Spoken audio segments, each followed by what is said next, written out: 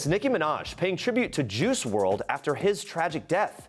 Nicki began her speech at the Billboard Women in Music Awards on Thursday by honoring the late rapper, saying that while they worked and toured together recently, she, quote, had a great conversation with him. Nicki added, while we walked to the stage, he held my hand and told me to stay calm and to pray. She says that she felt like he was a kindred spirit and wishes that she did or said something to help.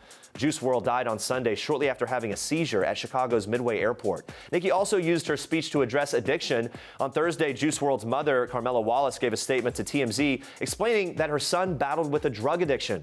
Nicki telling the audience in part, quote, I want to tell everyone that drugs isn't the problem, isn't the way that we fix our problem. It's so important that we don't pass judgment so that people don't feel ashamed to speak up and ask for help.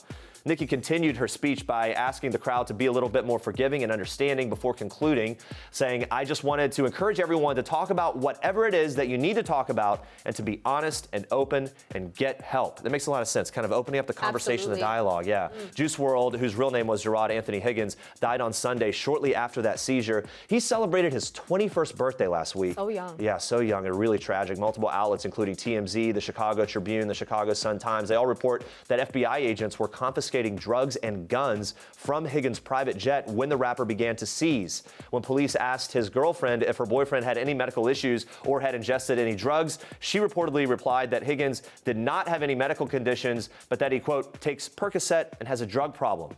TMZ reports that at some point between the plane landing and authorities conducting their search, witnesses saw Higgins swallowing several Percocet pills in what they believed was an attempt to hide them. As of Friday, his cause of death is still under investigation.